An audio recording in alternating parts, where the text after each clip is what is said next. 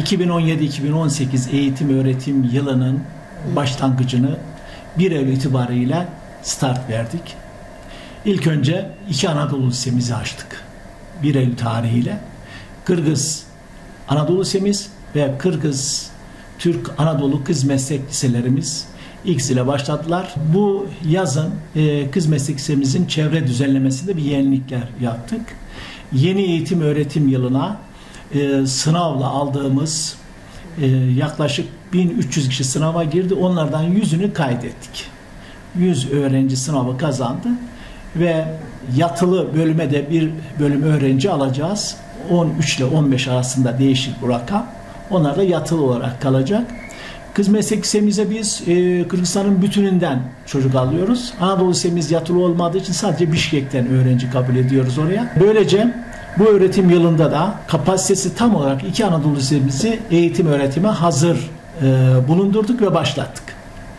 Bunun yanında bizim Türk İlkokul, Ortaokul, İmam Hatip Ortaokulumuz var. Bu okulumuz aynı zamanda ana sınıfı da var. O sınıfımıza da biz yaklaşık 200 civarında Kırgız vatandaşı ve değişik muhtelif ülkelerdeki vatandaş çocukları da eğitim almakta. 610-620 civarında bir öğrencimiz olacak. O da 18 Eylül'de eğitim öğretime açılacak.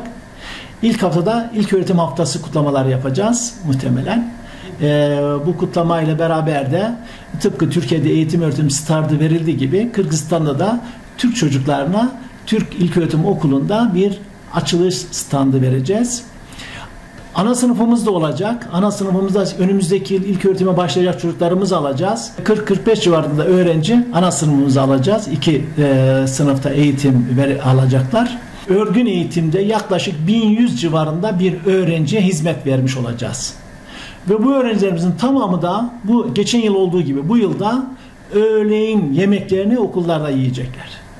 Efendim bu öğretmenler dedik de Türkiye'de mi geldi bütün öğretmenler? Burada eğitim veren öğretmenlerimiz 2 okulumuzda Anadolu Lisesi'ndeki öğretmenlerimiz ortaktır. Yani Kırgız ve Türk öğretmenler oluşmaktadır. Ama diğer öğretmenlerimiz ilkokulda ve TÖMER'de görev yapan öğretmenlerimizden bir bölümü Kırgızdır, Rusça ve Kırgızca veren öğretmenlerimiz, geri kalanın büyük çoğunluğu Türk öğretmenleri oluşmaktadır.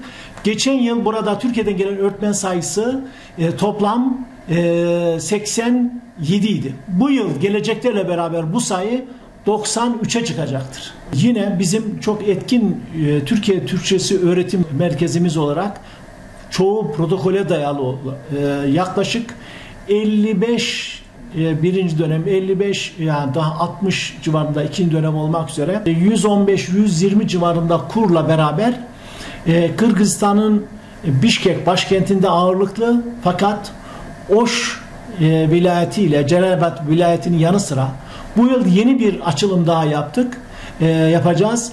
Talas vilayetinde, eyaletinde de Türkçe öğretim merkezini bu yıl öğretime açmış olacağız. Hemen her yerde anlaşabileceğiniz kişiler bulursunuz.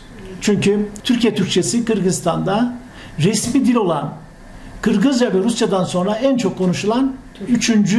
dildir. Bu yıl 3000'in üzerinde kişiye Türkiye Türkçesi kuruyla beraber öğretme amacında hedefindeyiz. Bu sayı 4000'de bulabilir. 20'nin üzerinde değişik folklor etkinliği sunmaktayız. Bu eğitimlerin tamamını ücretsiz sunmaktayız. Okullarımıza verdiğimiz hedef şu: buradaki muhatap olan Kırgız kurumlarıyla beraber beraber olarak onları ziyaret ederek onların artı zenginliklerini bizim zenginliklerimizi onlara aktararak iyi bir diyalog içerisinde olmalarını hedeflemekteyiz.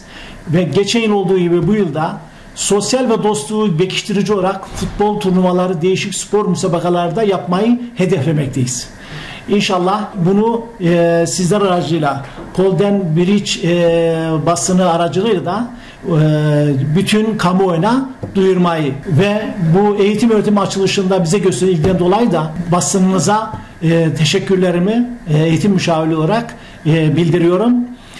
Eğitim öğretim yılının mutlu, huzurlu, sağlıklı, başta 2 ülke ve bütün Türk dünyası ile İslam dünyasına hayırlar, güzellikler getirmesini diliyorum. Sağlık ve esenliklerimi sunuyorum.